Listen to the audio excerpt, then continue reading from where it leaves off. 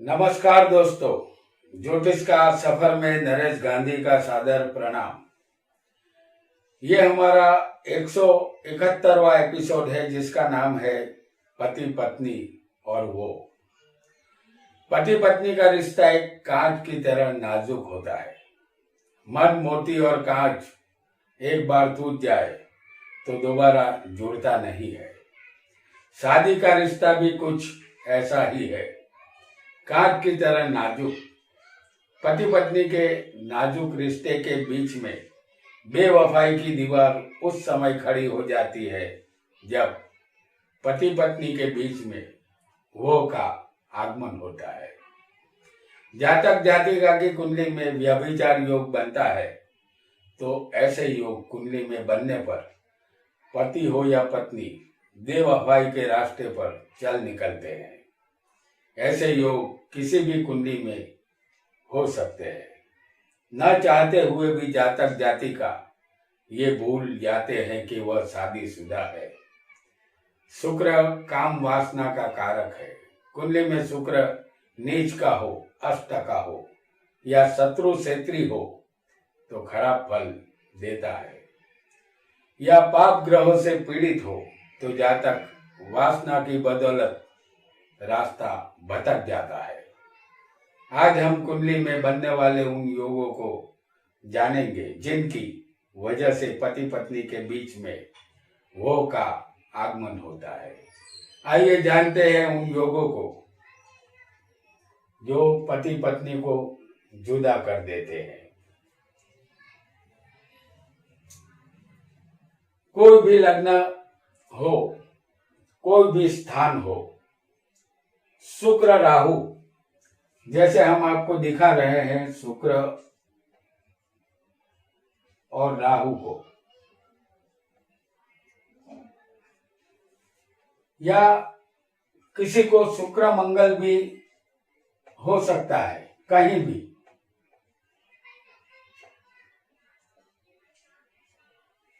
या किसी को शुक्र शनि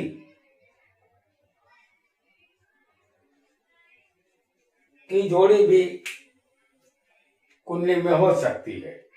ये तीन जोड़ियां शुक्र शनि, शुक्र राहु और शुक्र मंगल,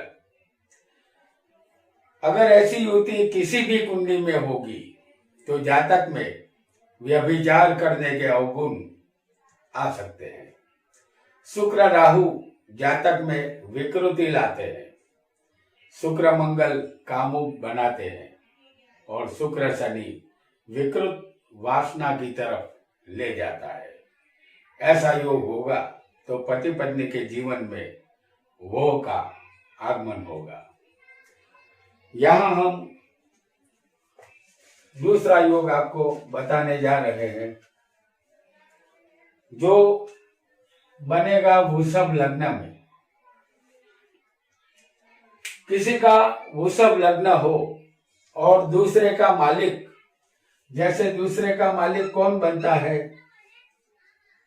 बुध। अगर ये 10वें स्थान में हो,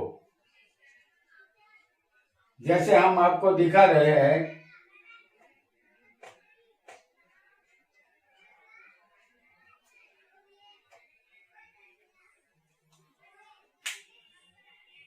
तो दूसरे का मालिक अगर बुध 10वें हो और 7वें का मालिक यहां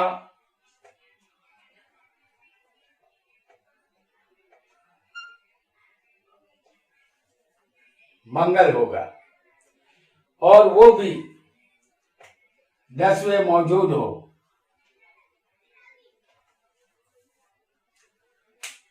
और शनि अगर जो खुद 10वें का मालिक है वो भी 10वें ही स्थान में होना चाहिए। ये शनि स्वग्रही है तो दूसरे का मालिक बुध, 7वें का मालिक मंगल और 10वें का मालिक शनि, अगर ये तीनों 10वें हो तो पराये पुरुष या पराई स्त्री का आगमन होगा, जो जातक जातिका के जीवन में तूफान लाएगा।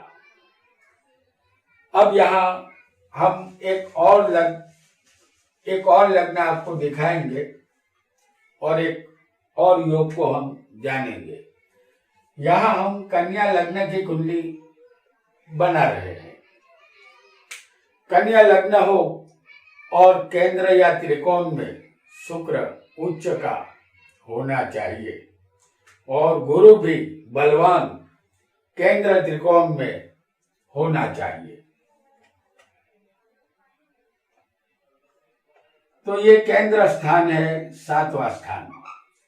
यहां पर जो राशि आएगी वो होगी गुरु की। तो शुक्र इस 7वें स्थान में यानी कि मीन राशि में उच्च का होगा और साथ ही यहां पर होगा गुरु जो बलवान होगा खुद की राशि में। तो कन्या लग्न की इस कुंडली में शुक्र उच्च का है और स्वग्रही गुरु बलवान है। ये दोनों 7वें है। ऐसा योग ठीक नहीं माना जाता। शुक्र 7वें का कारक भी है और काम वासना शुक्र के अधीन है और गुरु जहां बैठेगा उस स्थान की वृद्धि करता है।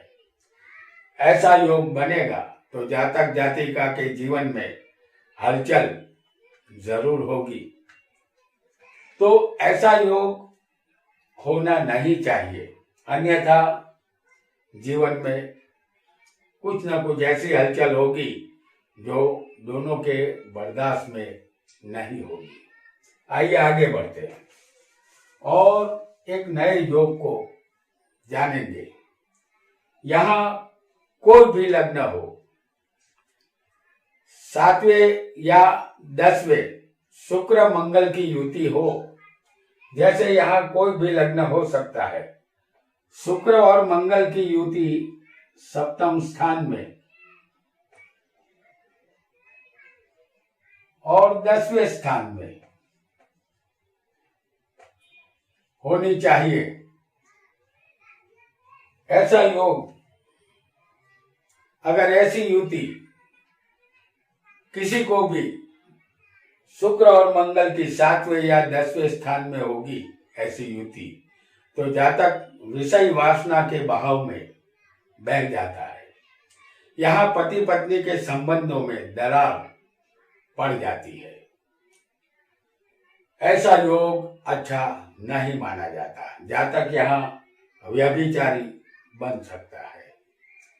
आइए एक और योग को जानते हैं। यहाँ हम आपको कुंभ लग्न की कुंडली बनाकर दिखा रहे हैं। कुंभ लग्न की कुंडली में चतुर्थेश और 10वें इसकी युति 10वें हो, तो पति हो या पत्नी जिसकी कुंडली में ऐसा योग बनेगा वो कामातुर बनेगा। जैसे चतुर्देश और 10वें इसकी युति, तो चतुर्देश यहां शुक्र बनता है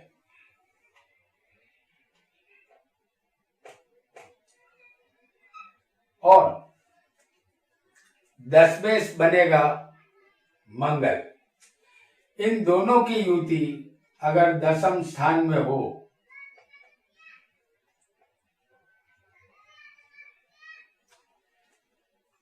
तो ये योग भी जातक को अच्छा चरित्र का नहीं बनाता या जातिका को। पति हो या पत्नी जिसकी कुंडली में ऐसा योग बनेगा वो कामातुर बनेगा और ऐसे लोग अपने पतन के रास्ते पर चल निकलते हैं, क्योंकि शुक्र काम वासना का कारक है और मंगल आवेश का कारक है और इन दोनों की युति काम वासना को बढ़ावा देती है। और अगर कर्म में ही ऐसी युति हो जाए तो कर्म बिगड़ने लगते हैं। आइए आगे बढ़ते हैं और एक नई युति को, एक नए योग को जानते हैं। यहाँ कोई भी लग्न हो सकता है। शुक्र पर शनि मंगल की दृष्टि होनी चाहिए। तो शुक्र हम आपको दिखाते हैं सप्तम स्थान में। शुक्र 7वें बैठा है और शनि मंगल होंगे लग्न में। यहां कोई भी लग्न हो सकता है किसी का। शुक्र कहीं भी हो सकता है और शनि मंगल की दृष्टि कहीं से भी शुक्र पर आ रही होती हो तो ये अगर ऐसा योग हो तो जातक या जाति का अपने आप पर काबू नहीं रख पाते। व्यभिचार से नाता जुड़ जाता है। चरित्र यहाँ शंकास्पद बनता है। आइए एक नए योग को जान लेते हैं। अच्छे योग हो या बुरे योग हो, उसे हमें आत्मसात करना होगा, तभी हम सच्चे ज्योतिषी बन पाएंगे। यहाँ कोई भी लग्न हो सकता है। चंद्र से 10वें शुक्र हो, जैसे हम आपको एग्जाम्पल के तौर पर दिखा रहे हैं चंद्र को लग्न में। चंद्र कहीं भी हो सकता है। आपकी कुंडली, अगर चंद्र कुंडली को आप देखेंगे तो उससे भी आप गिन सकते हैं जो योग हम यहाँ बता रहे हैं। चंद्र से 10वें शुक्र होना चाहिए। ऐसा योग जातक को लंपट बनाता है, क्योंकि चंद्र हमारा मन है और शुक्र काम वासना का कारक है। अगर हमारे मन में काम वासना के ही विचार या स्त्रियों के विचार आते रहेंगे तो हमारा कर्म जरूर बिगड़ता है। तो चंद्र से गिनने पर 10वें शुक्र है और शुक्र से गिनने पर 10वें अगर शनि होगा किसी को भी, तो शनि इस चंद्र को पीड़ित करेगा। और चंद्र से 10वें शुक्र है, शुक्र से 10वें यहाँ पर शनि मौजूद है। तो इस कुंडली में लग्न में चंद्र देखा जाता है और शुक्र से 10वें शनि भी यहाँ मौजूद है 7वें स्थान में। अगर ऐसा योग हो तो जातक हो या जाति का, ये बिल्कुल भरोसा करने लायक नहीं होते। ये दिल फेंक तबियत के होते हैं। अगर ऐसा योग कुंडली में हो तो पति पत्नी के जीवन में वो की एंट्री होती है। पति पत्नी में वो की एंट्री तब नहीं होगी जब आपकी कुंडली में, हम आपको दिखाते हैं कि उस समय चाहे आपकी कुंडली में कोई भी खराब व्यभिचार का योग बना हो, लेकिन अगर गुरु, कोई भी लग्न हो और लग्न में गुरु अगर मौजूद होगा, या समझ लीजिए कि गुरु चौथे स्थान में मौजूद होगा, या गुरु 5वें स्थान में भी किसी को हो सकता है, गुरु सप्तम स्थान में भी किसी को हो सकता है, और गुरु 10वें स्थान में भी किसी को हो सकता है। तो पहले, चौथे, 5वें, 7वें और 10वें अगर गुरु होगा किसी की भी कुंडली में, तो ऐसा योग जो हमने आपको बताया है पति पत्नी और वो का, तो गुरु इस पर ब्रेक लगा देगा और आपको बचा लेगा। गुरु आपका चरित्र शुद्ध रखेगा। तो दोस्तों, आज हमने चरित्र खराब करने वाले योगों को जाना। आज इतना ही। आपका बहुत बहुत धन्यवाद।